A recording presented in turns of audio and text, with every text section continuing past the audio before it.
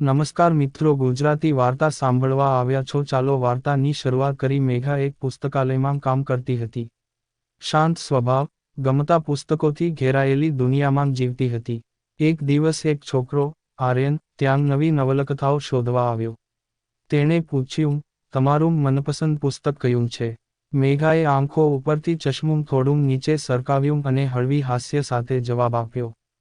જે વાંચીને હૃદય ધબકે, એ બધાં. આટલું પૂરતું જ હતું શરૂઆત માટે. આર્યન રોજ આવવા લાગ્યો. ક્યારેક તે માત્ર પુસ્તક માંગવા આવે, પણ વધારે તો એની નજર મેઘાની તરફ હોય. બંને વચ્ચે શબ્દોથી સંબંધ જમતો ગયો, પહેલા પુસ્તકોથી, પછી પેજના વિચારોમાં, અને ધીરે ધીરે હૃદયમાં.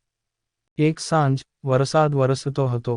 આખું પુસ્તકાલય શાંત હતું. આર્યન બોલ્યો, મને લાગે છે, અમારું પ્રેમ પણ પુસ્તક જેવું છે, દરેક પાનું નવું અને અંત અણજાણું. મેઘા તેનું હાથ પકડી હળવી મસ્કાન સાથે બોલી, ચાલો તો, મળીને લખીએ આ પ્રેમકથા. આ વાર્તાના પાત્રો હવે માત્ર પુસ્તકના પાનામાં નહીં, પરંતુ એકબીજાના મનમાં વસવા લાગ્યા હતા. મેઘા અને આર્યન હવે રોજ મળતા. આર્યન મેઘાને નાનકાં સરપ્રાઈઝ આપતો, ક્યારેક તેના માટે ચોકલેટ, તો ક્યારેક કોઈ ખાસ કાવ્યપંક્તિ. મેઘા માટે એ નવી અનુભૂતિ હતી. અગાઉ તે પ્રેમથી દૂર રહી હતી, એક શંકાસ્પદ વિચારોના ગુંચા વચ્ચે. પણ આર્યનનો પ્રેમ અલગ હતો, નિઃશબ્દ પણ ઊંડો. એક દિવસ, મેઘા આર્યનને લઈને એને મીઠા તળાવ પાસે જમવા લઈ ગઈ. ત્યાં બેસીને તેઓ વાતો કરતા રહ્યા. આર્યને પૂછ્યું, મેઘા, તું ક્યારે સમજ્યું કે તું મને પસંદ કરે છે?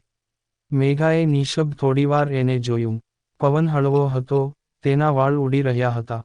જ્યારે તું એક દિવસ ન આવ્યો, અને મને લાગ્યું કે આખું પુસ્તકાલય ખાલી છે, બસ એ જ પળ હતી.